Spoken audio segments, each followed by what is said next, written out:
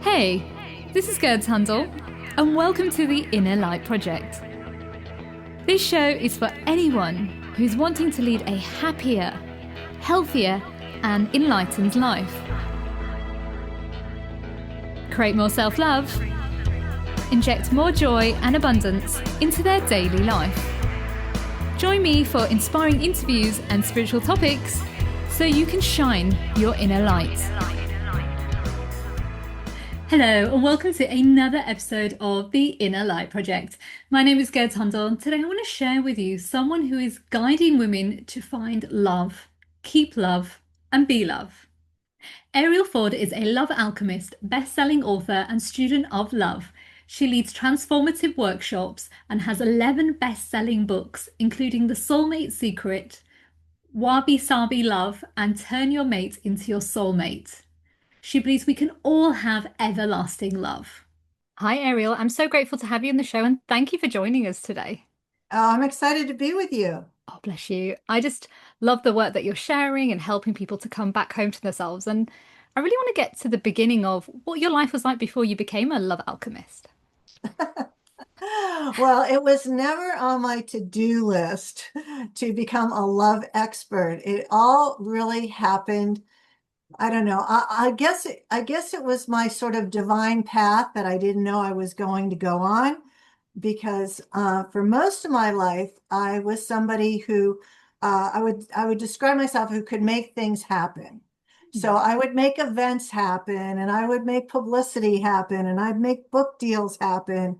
And it was very much a type A, go, go, go, do, lots of to-do lists, like, lots of lists. Every time I could check something off a list, it would give me so much joy. And if I did something that wasn't on the list, I'd put it on the list so I could cross it out. So my whole life was about doing. And I didn't expect it to be any different. And then one morning, I was maybe 43 years old. I was lying in bed. I had my eyes closed. I was feeling around the bed in search of my 25-pound cat, and the cat Oh. wasn't there. But I could feel that there was this huge empty expanse of bed. There was nothing there. And I had this thought was, holy shit, I forgot to get married. And so I'm lying in bed thinking, how did I get to be 43 and not married? I had this amazing business, great career, lots of friends. I was living in Hollywood, California, going to screenings and galas and parties and dinners and traveling. I had a sports car and a condo. I mean, really, I had this great life. And I thought, but no, there's something missing. So I sat up and I got out a pad of paper and I made 9 pages of notes of all the things I had done to manifest my incredible life. Wow. And then I thought, well, there should be something in here that I could use to manifest my soulmate life partner. So I then, sort of crafted all these things that I was going to do. And sometime later, and I couldn't tell you how much later because I wasn't planning to write a book and change careers over this process. So I wasn't tracking the time. But sometime later, I did manifest my soulmate life partner. It was very magical. And suddenly I was like the poster child for single women over 40. And they were all coming to me. Well, how did you do it? I want a Brian. How did you get a Brian? What did you do? So I would share my process with them and it would work for them too. Then something else happened and I ended up talking on somebody's stage, sharing this story. And suddenly 300 women come rushing at me going, I got to have your book. I got to have your book. I was like, there isn't a book. But then there was a book and it was called The Soulmate Secret, Manifest the Love of Your Life with the Law of Attraction.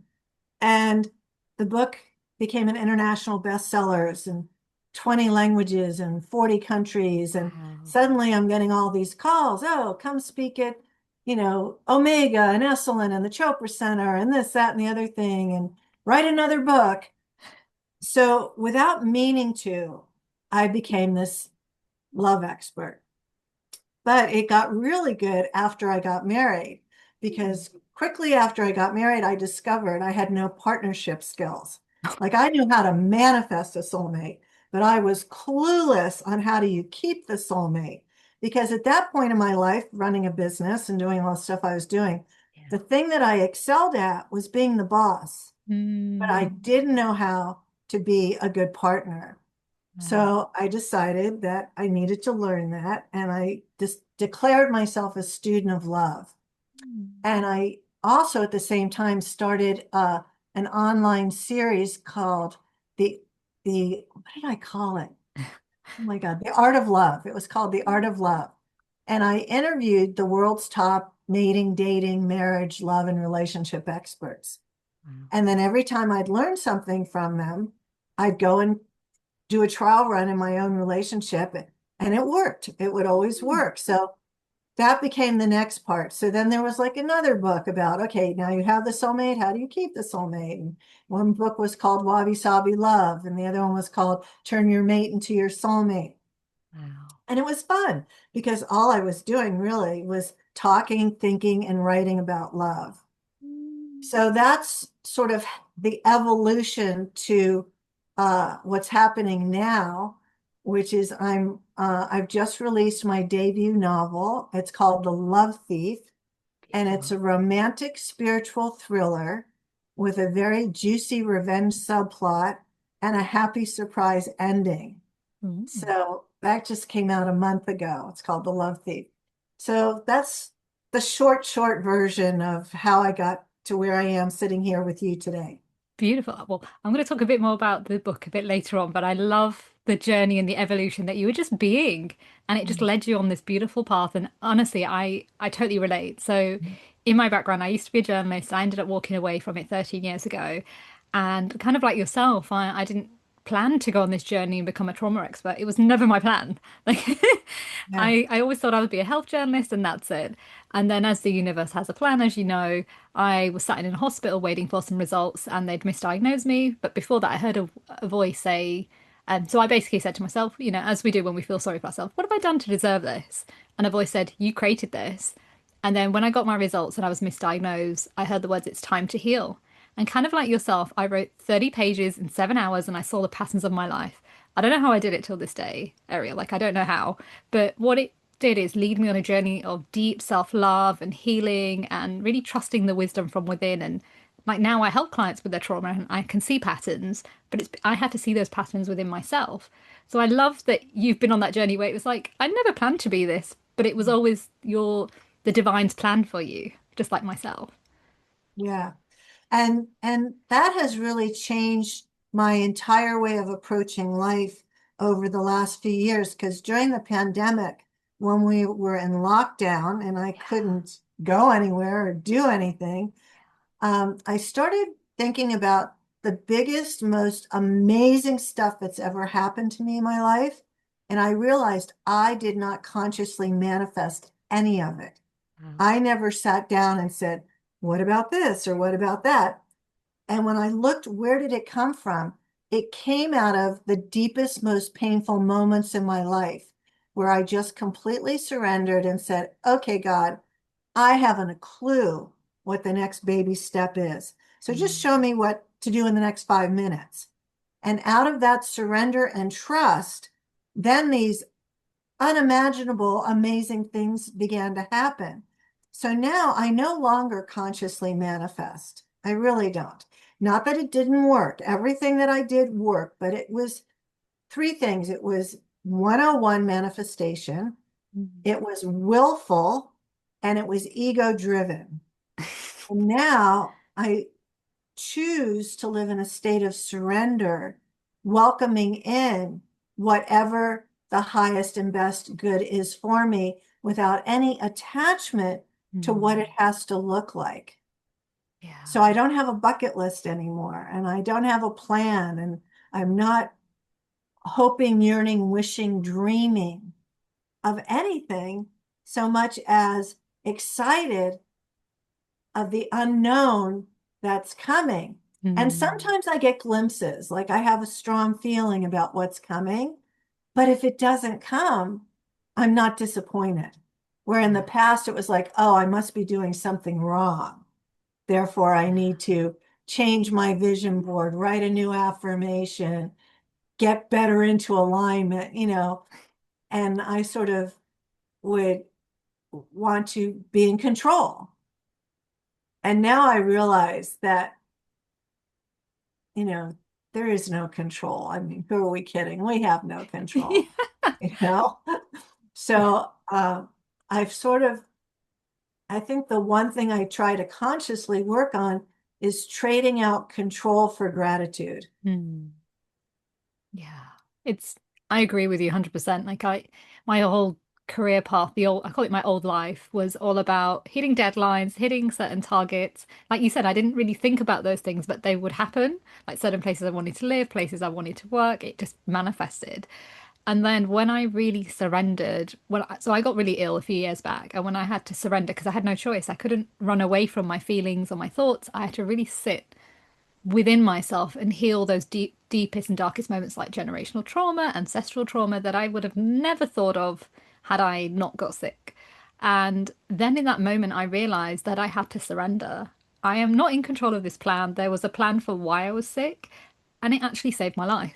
If I'm honest, because I was working crazily in my business, trying to build everything up, Ariel, living off like 3 hours sleep for several years. That's not healthy. I would have not, Right. the long term, I would be even worse. And, the universe always has a plan. And I healed my health condition, and now I'm able to just do what my heart desires. But had I not gone through that moment of 7 years of the deepest, painful journey, like you said, which is my biggest teachings, is now what I teach. So Right. there's Yeah. always a plan, I, even in the sadness, right? I always say the worst things that ever happened to me turned out to be the best. And if I could go back and change them, I would not, Yeah. even though it was excruciating during the time when I was like, oh my God, my life so sucks. Things are never going to get better. I'm totally, at the bottom of the pit. And now it's like, well, thank God, thank God that person totally lied to me and screwed me over. Thank God, I got in this accident. Like I was a year ago this month, I had this crazy experience. I was on the dream of a lifetime trip. Wow. I was on an exquisite small cruise ship with 400 people, about to go to all the most magnificent places around Italy and Greece. Hmm. And on the second day, I collapsed and I ended up in a tiny little island called Corsica in a Oh. French hospital with double pneumonia and COVID in the ICU for 9 days. And the entire Oh. experience was not a disaster. It was Hmm. not a nightmare. There was never a moment where I felt any fear at all. I don't speak French. They didn't speak English, Oh my right? God. There was no one to communicate with, right? My friend who was on the ship with me luckily got off and we were able to determine like what my prognosis was. And they were very clear, you're not getting out of here till your chest x-ray is till you don't need oxygen, right? Yeah. But I had this experience where I felt like I was completely in tune with the frequency of the universe. And it was just this Hmm. like floating in the sea of love and mercy, trusting that I was okay in spite of what, all the stuff sticking out of my body. I was really okay. And I would eventually get home and Wow. that I, I don't really have the words to describe it because it was just so peaceful. I was just in Hmm. this very peaceful, I'm okay, I'm going to be okay. It wasn't like, oh, I can't believe I'm not going to get to go to Sicily or, Yeah. I can't believe I'm going to miss the Amalfi Coast. Um, I'll get there someday, but for Yeah. now I'm stuck in a hospital. Wow. It's interesting, isn't it? Those moments we don't realize how powerful they are, even though everybody around us is panicking and freaking out. But Yeah, it, if you're in that moment, like when I woke up from my operation, I woke up and I remember feeling at peace, like you said.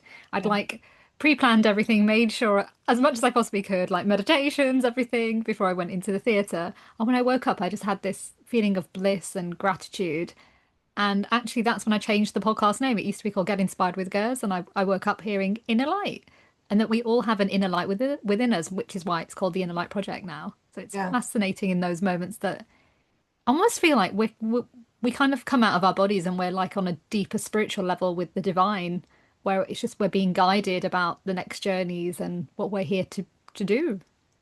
Yeah, I don't know exactly what happened, and I don't know how I got so sick because nobody else on the ship had COVID. Nobody I was with had COVID. Hmm. And the only thing I do know is that 10 days before I left San Diego, I got the COVID booster and a flu shot. But what I don't know, because I'd never had a reaction to any of those things before, Yeah. here's what I don't know that I'd love to know. Did the COVID shot nearly kill me, or Oh. did it save my life? Hmm. And I Wow. don't know. So it's kind of confusing because you could make an argument either way. It's like perhaps I hadn't gotten the shot and I got it, infected with some strain, and that could have been the end of me. Wow. It's just a mystery. So at this point, I'm just like, I'm grateful. I'm here. I'm fully recovered. Hmm. Um, and maybe it was like a system upgrade. Like maybe I needed to be in this, it was like a crib. It was, like I was in a crib, Oh my basically. God. Uh, that's what the hospital bed was like for me. It was Oh like a wow. crib because, there had bars up and No they didn't way. want to fall out of bed. And it was like somehow I needed to be stationary and not distracted. So whatever magic Hmm. was going to happen happened. I don't, So who it's knows? interesting. I was just going to say it's so interesting because what I'm picking up is that you had a past life there and you came back to heal something, In but you, Corsica. yeah. Well, it's certainly a very beautiful place, and I would go back there. It was gorgeous, but I was in a hospital room, so I couldn't see anything. I mean, once I got out of the hospital, the funniest thing happened. I finally got out, and I was going to leave the next day. I was going to get a flight from Corsica to Paris, Paris to Newark, Newark to San Diego. That was the plan for the day. And I got to the airport, and there was a strike. And the strike went on for 4 days. So I had 4 days just to enjoy the magic and the beauty and the food of this little island with these very kind people. So that was sort of the vacation I didn't get on the cruise ship. Wow. It was like I don't know, my intuition is just saying that. And I can relate because every time I go to where my parents grew up, I always get sick there. Nobody else. Where is that? So my parents are originally from India and What part? so Punjab. Oh, nice. Yeah. So that my parents, like my mum moved here when she was really young and my dad came a lot later, but every time I've been to India, people go there and they say have a spiritual experience.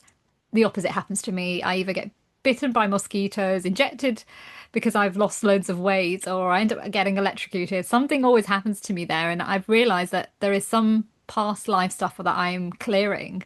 So I know when I'll go next time, it's with a different way of being, but I always feel that there's something that I'm clearing every time I go there. It's very I interesting. have that issue with Mexico. India's my happy Oh, place. Oh, I love India. India loves me. It's great. But Mexico, you know, and I live 30 miles from the border. Like we wow. can see the lights of Tijuana from our bedroom. Oh my God.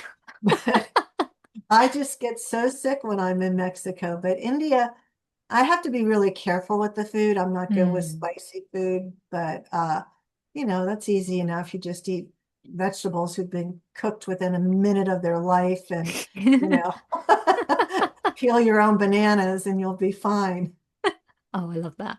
I was going to say, actually, just going back to what you were saying earlier. So you go on this journey, you just follow life, and you decide, you realize, like, in your 40s, like, I'm missing love.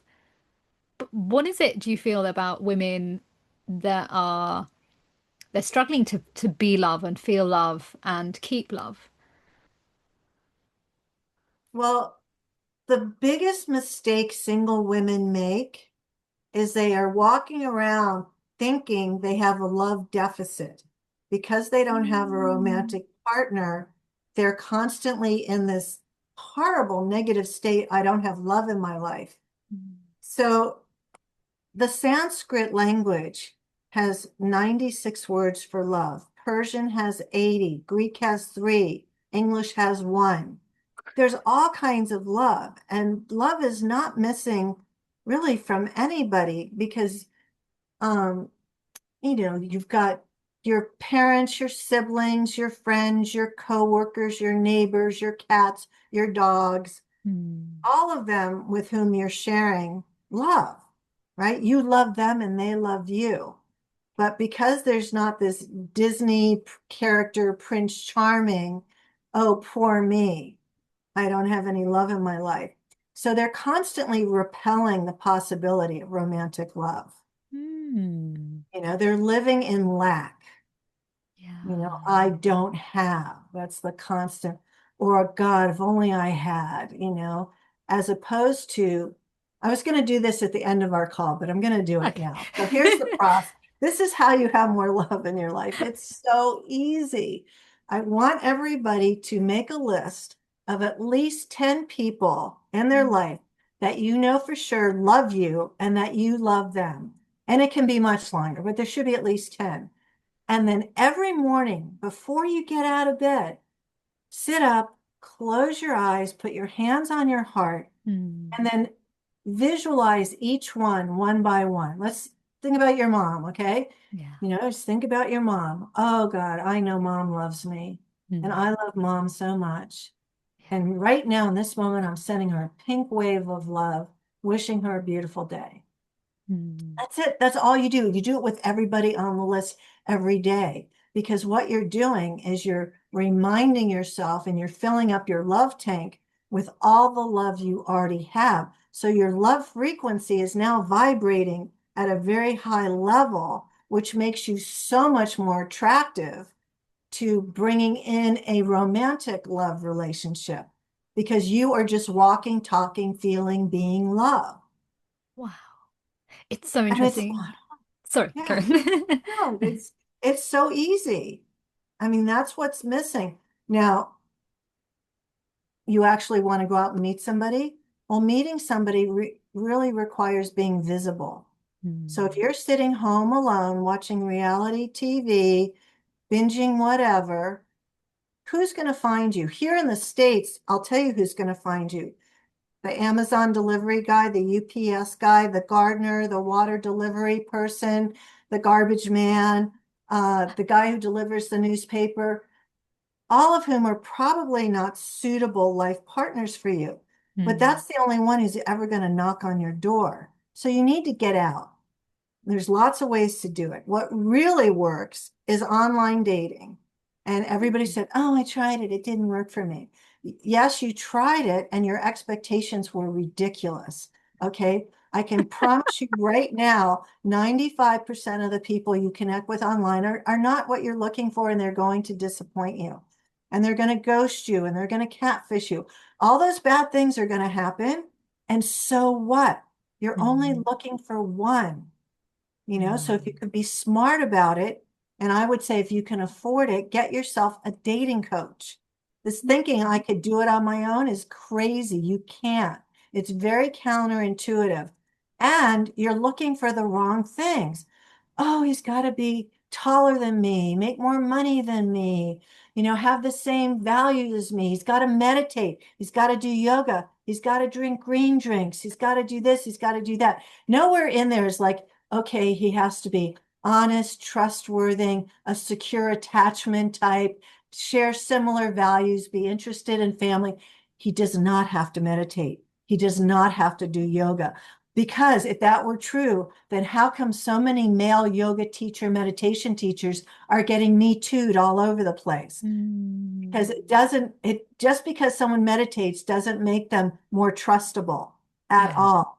There Yeah. was a whole book written about that for men on how to pick up women. It was called The Pickup Artist, how to pick up new age women because they're so easy to pick up. You just have to tell them what they want to hear. And it doesn't mean you're a good guy. So you have to Wow. start using your head to date, not your feelings. Your feelings have Hmm. never gotten you to where you want to go, or you'd already have your life partner. You're going for that. Oh, well, yes, he's a nice guy, but he's 2 inches shorter. And yes, he has a good job, but I out earn him by so much. Or all this unimportant stuff.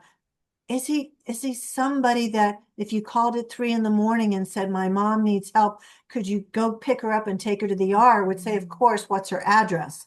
Right? You Hmm. want somebody who has values, somebody who does volunteer work, who has a heart and empathy and compassion and will have your back and be your biggest cheerleader. And Yeah. at the end of the day, it doesn't matter what he earns. It does matter if he knows how to use it, if he's responsible with money. Hmm. That's really important. Do you have higher education? Well, if you're a woman, chances are you do, because right now women are, they're exceeding men on so many levels. But Yeah. is he the person who you're going to walk in the door and he'll take one look at you and come give you a hug and say what happened? Because he's Hmm. tuned into you. So women are looking for the wrong thing and they think that, swiping is the way to go. It's not the way to go. You actually want to get on a site where people have long profiles and you can see Hmm. many, many pictures. And then you can communicate by text or email for about 30 seconds, just long enough to discover whether or not they're real or a robot. And then you want to get on a FaceTime with them Hmm. for 15 minutes and see, does the conversation flow? What does their surroundings look like? Are they a hoarder? Did they take the time to brush their hair before they got on FaceTime? Like, and just start a conversation. And then once you start the conversation, have a second conversation. And if that goes well, then meet them for a walk. Go for a walk in a Hmm. public place. What you don't want to do is start lots and lots of long texting. That is the worst thing you can do. You cannot get Hmm. to know somebody by texting. The only reason to text in the beginning of a relationship is to say, I'm looking for parking. I'm running 10 minutes late. Order me a macchiato. That's the Hmm. only reason to be texting, because if they don't want to talk to you on the phone or Hmm. talk to you on a video, they're not your person. Okay. They're just too immature. You have to, well, you're a sensitive person. You're an intuitive person, as I'm sure many of your fans are. Yeah. You want to be able to feel their energy. You want to hear the tone of their voice. How That's much true. can you pick up that way? You don't get any of that with texting. You might get somebody who's a good writer, who knows what to say, and is actually having the same conversation with 7 other women, Oh my by the way, God. as opposed to when you're on a video chat and Yeah. it's just the two of you. So Wow. women are saying, oh, online dating doesn't work for me. It's because you're doing it all wrong. You couldn't be doing it more wrong, because Right. 40% of all marriages are now starting online. It does Yeah. work. And here's the thing nobody seems to know. The marriages that start online have a lower divorce rate than people who meet in the real world initially. Wow. I Wow. can't tell you why that is. I'm just telling statistically how that's happening. Because we've been online dating now for like almost 25 years, Yeah. Yeah. and I have friends that have met online and one of them they just had their 18th anniversary. Oh, Another one just had their 23rd anniversary. I mean, it does wow. work. So, so you have to be visible. So yes, you're going to Mm. date online, then you're going to go out and you're going to go to meetups. You're interested in hiking, biking, pickleball, whatever it is, book clubs. Go do those things, because even if your person isn't there, they may be the sister or the brother of your person. I know one Mm. woman who's an airline pilot whose passion was riding her Harley Davidson, tiny little petite thing. And every morning she'd get on her Harley and she'd ride to a coffee vendor at the beach, because she lives near the beach here. And she started seeing the same guy having the same coffee at the same time all the time. So she would sit and talk to him. Now she could tell he was married, he had a wedding band on. But one day he brought his mother to coffee, and the mother said to him, "What's the matter with you? Why haven't you introduced her to your brother, to whom she is now married?" Wow. That's so interesting. A friend of mine, she's a lot older than me, and she's one of my friends that does a lot of healing.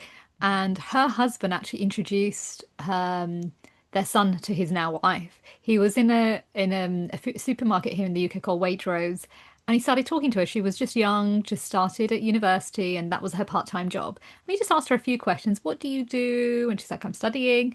And he said, I think you'd be right for my son. And 10 years later, now they're married. Yeah, no, you have to get out there and be friendly and flirt. Flirt with men, flirt with women, flirt with children.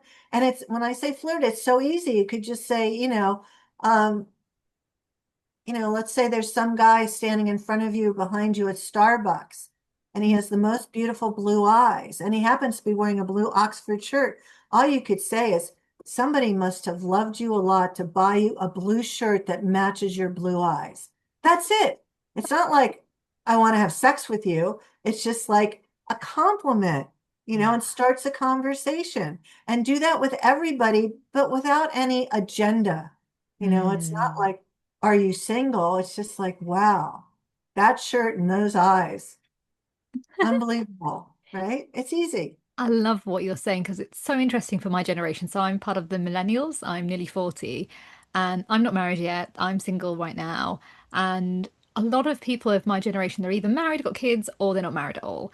Yeah. And we're struggling with what I've realized is what we grew up is that fantasy of love, as you said at the beginning stages, but also we grew up with MSN and all these social What media is sites. MSN? MSN was like a typing thing that everyone around the world had, so you could have little chats with people. Oh, okay. It was when we were at school, so I I'm a think baby boomer. We never had MSN. some people used it for work actually. They used to use MSN Oh, at work. I was about 13 when MSN I think came out. And so we used to come go to school, then after school go and have chats with people online. So it was almost like we were dating, but you weren't dating, but you were getting to know people through other yeah. websites and then you'd have chats in your own little group thing. But we feel that, and this is just something I've noticed, is that women have become so ahead of time, but men haven't evolved as much as women. And so we're struggling with, we're career minded, we have all these things going on, but the men don't want to understand us for that. They kind of want us to be traditional. So So the problem is you've just lumped all men not into all, their loser category. That's yeah, exactly what you just did. true, And true. that's not true. There are plenty of millennial men who've grown up with good mothers who were able Mm, to articulate for them what it's like to have an equal partnership, mm, where you can take care of each other. The thing is, however it is you want to communicate, you should just be saying up front, um, here's where I'm at in my life. I'm 40 years old. I have a career that I love. And at this stage, I would like a life partner with yeah. whom I could share my life. And I envision us together. I could be a stepmom, or we could have kids, because 40 is not too old anymore if you're willing to have Yeah. donor eggs, right? Yeah. I have a friend who just gave birth for the first time at 53 with a donor egg, Wow. carried to term, so it's possible. But just really put it out there. Here's what I'm Mm, looking for. Even though I'm very much of my generation in terms of XYZ, yeah. I'm also very traditional in terms of I Mm, want to make a beautiful Christmas, and I want my children in the backyard, and I want us to go, to the XYZ yeah. festival in the summer together. Like paint a picture for somebody Yeah. and keep putting it out there in the spaces that are there, because they you need they're visual guys, so you need to paint the picture for them. Mm. Now there will be plenty of losers that are going to show up and say, "Oh, you sound like my kind of girl." Well, that's why you're going to get on a FaceTime. And maybe you want to Mm. ask them, "Tell me about your mom. Like, what did she model for you? Like, tell me about what's your favorite memory of your childhood? Or what's Mm. the thing, like if you were to have children, what's the thing you want to make sure never happens to them? You can ask what I call illuminating questions, and then there are clarifying questions. So the clarifying question is, he says something that, let's say you have a reaction, you get the ick factor. Yeah. Maybe it's something slightly racist, he says, Yeah. and you stop. And rather than go, ooh, I'm done, you say, you know, I just heard you say XYZ. Is that what you meant? And then don't say another word. Let him talk. Let him explain. He's like, oh my God, no, no, this is what I really meant. Or yeah, Mm. all such and such or this and that, like, and then you find out, like here in our country, Yeah. you want to find out right away whether or not they're Trumpers, Mm. because if you're a bleeding heart liberal, as I am, Yeah. I would need to know right away if he's got a red MAGA hat. And if he does, it's like, listen, I'm sure you're a great human being and you've got a nice education and you're going to make somebody really happy, but it's not going to be me. So goodbye. Yeah. Because you can't overcome some of this stuff that has to do with morals and values. Mm. Just can't.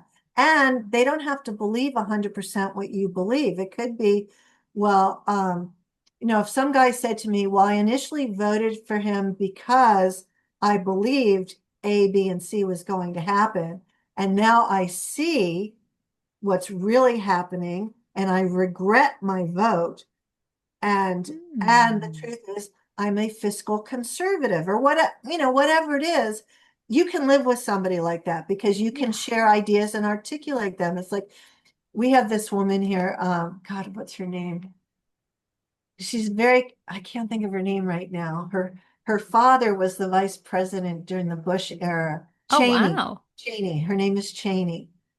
So she's very, very conservative. And I remember thinking one day, God, you can tell how beautiful and smart she is, but politically, we're just on different ends of the spectrum. But then when all this Trump stuff started to come up, she went after him like an attack dog. Oh, And wow. she actually lost her position in the Senate because she was so against him. She got on his Wow. enemies list. And now it's kind of like, God, someday I want to have lunch with this woman because I so admire that she lives her values and her Mm. principles. And where I once thought there was no common ground, I Mm. see that she is a feminist in her own way, Yeah. right? So you can't have any of these conversations by text. You're not going That's to true. learn anything. You can't feel them, hear them. Now, of course, you want to be able to smell them in the real world because that's also important. I don't know how that part of the brain works. I do know that there's a smell thing that is Yeah. just critical to long-term happiness. It's something, is it? I forgot what it's called now. My brain's completely forgot, but it's that's particular Pheromones. pheromones. They're That's it. pheromones. Yeah, there's a Yeah. pheromone thing. Even if Yeah. it mixes with your perfume or their aftershave, there's a Yeah. distinct smell, isn't Yeah, there? like for me, if some guy showed up smelling of cologne, I'd have to leave the room immediately because fragrance gives me a headache. Oh no, And bless you. I was going to ask you about your new book, the Love Beef. Can you yeah. tell us more about it? Well, it's a book that came to me in my head like a movie. Mm. And I had written 11 nonfiction books, but I'd never written a novel, nor was it, I didn't want to write a novel. I'd never even had the conscious thought, oh, maybe I'll write a novel someday. Never happened. But the book kept unfolding in my head like a movie over and over and over and over again. And I could see that it takes place in Rishikesh and in San Diego and it just insisted on being written. So I spent 5.5 years writing and learning how to write fiction because even though I'd Wow. written 11 nonfiction books, I quickly discovered the only thing that fiction and nonfiction have in common is words. Other than that, they're Mm. totally different elements. There's no crossover at all into Yeah. my nonfiction skills to storytelling this way. So it was an adventure to write. I'm really excited that MGM Studios is optioning the book as a streaming series, and we're in the final days of the contract, and then that's going to go forward. So that's super exciting. But the Amazing. the best thing about this book for me has been that the the readers have been so generous with their 5-star reviews Oh, and telling me how healing the book has been for them, that they have been betrayed and they have had their heart broken and their dreams crushed. And through the storytelling of the book, they're finding a lot of healing. wow. That's amazing. Wow. I love that. Yeah. So I was going to ask you in a different way because I know we spoke about it earlier about five top tips, but I'm thinking now, what are the five top tips people can take away from the book to heal from betrayal? Oh, yes. Okay. So for sure they're going to learn what love is. For sure they're going to learn what love isn't. They're Mm. going to fall in love with Rishikesh, India, and the magic of this place because it's very unique to India. It's very calm and gentle and peaceful as opposed to Delhi and Mumbai and Bangalore and Chennai, which are New York City on steroids with too much sun. It's in the foothills of the Himalayas with the Ma Ganga, the Ganges River running through it, and they believe that the Ganges is a goddess. Yeah. And the veils between the worlds in Rishikesh are super thin. So, as Deepak Chopra once said to me as we were circumambulating Mount Arunachala on the full moon of Pongal with 500,000 pilgrims, he turned to me and he said, Arielle, spirit is not hard to find in India. It's impossible to avoid. So you'll fall in love with Rishikesh. Also, there are recipes in the book because my protagonist is going to cooking school to learn how to cook Indian comfort food. Oh, So there are wow. many recipes in the novel as well. And I would say the fifth thing is that there are healing techniques when you've had your heart broken that are provided throughout the storyline so that you can let go and allow yourself to heal and know with certainty that love is coming again. Beautiful. I will be adding the name of the book and a link on our show notes, and you guys can all check it out and just give Ariel all that love because this just sounds absolutely amazing. I can't wait to read it myself. And I've just got two more questions for you. Okay. What are you most grateful for? Oh, my entire life, really, everything about, I wake up in the morning and I'm just so grateful that I'm married to a life partner who's perfect for me. I live in a beautiful home in a beautiful little part of town. I have so many friends and family. I have so much love in my life. I have the opportunity to be creative every single day. So at this stage in my life, I'm just my gratitude tank is like overflowing. I'm so happy. And part of the thing I'm happy about is that, a few years ago, it didn't look like this. I had so many people close to me dying long, slow, painful deaths, and I was caretaker to 3 different people. So I was Wow. I was exhausted and overwhelmed and grieving the living losses of these, the closest people in the world to me were all sick. Yeah. And now 2 of them are dead and one of them survived. So Wow. that's all good.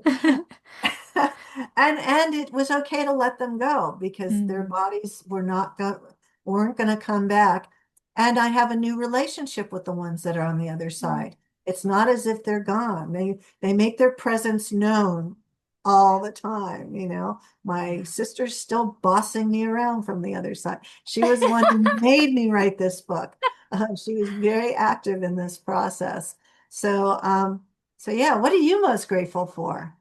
Just having my life back again and being able to heal and trust the wisdom from within. I think every day I'm so grateful every day for living and being, waking up from my bed, talking to amazing people, just the people around me. And I think the biggest one is that I got my life back because I was so sick to the point I was told that there was no other way. And, there was no other like tool to help me, but I just trusted the wisdom from within. So I'm so grateful that I've always listened to my intuition and it's always led me to the right places, the right people, the right healing and to just keep going because, the universe had a plan for me. There was a reason Yeah. why it all happened. And the more that I go through, I don't see it as a hardship. I see it as a lesson to then share with other people. Yeah. So I'm always grateful that, even though those times were hard, as, we were talking about earlier, it really helped to bring who I am now. Like I have so much stillness, so much peace. That did not happen 10 years ago. Yeah. A lot of Well, welcome people, back. thank you. A lot Yeah. of people want peace and, they're successful and everything, but people are lacking in a peace. And I love helping people to really clear all that cobwebs off to really come Yeah. back home. That is my biggest joy and my biggest gratitude is helping women to heal. Yeah. My last question is, what shines your inner light? What shines my inner light? Oh, well, I have this practice that I call being a pleasure puppy. So every day I put, I, sorry, I write one thing down that's going to be pleasurable to do. And I don't mean like a good habit. It's like something new, unique, and different for the day. So maybe I go get a foot rub, or I decide to walk a different route, or I play with one of my two cats or both of them, or I'll go to the bakery and get something really yummy and eat half of it and throw the other half away if it's too big a piece. So I look for ways to uh, fill my senses with pleasure. Hmm. I love that. Thank you, Ariel, for just sharing your journey and just, really trusting that wisdom from within to do the work that you do. I'm so grateful that I'm able to talk to you today because there are so many other women out there who are now going to learn about love, going to learn that they're not doing the right thing and they need to come back home to themselves. And like you said, just learn that love is possible for all of us. Yes. What an interesting episode with Ariel. It's so interesting how we see love, feel love, and want to be loved. And I definitely learned a few tricks today from Ariel today. Now, if you're struggling to find a partner or if you're looking for love, then visit Ariel's website where she will help and guide you to your next stages. Now, if you want any more information about Ariel, do look at the show notes below. All her information is there. And unfortunately, that's the end of the show. Before I leave, I want to leave you with this quote. The greatest thing you can ever learn is to love and be loved in return. Now, if you're struggling to liberate your mind, body, and spirit from patriarchal people pleasing, visit my website at www.gurdshundal.com, where you'll find my program, The Liberation Alchemy, which is a 4-month dive deep program, which is to help you to let go of the patriarchal, ancestral, cultural, societal trauma so you can come back home to yourself and speak your truth. And remember, stay happy, stay healthy, stay lit. Lit.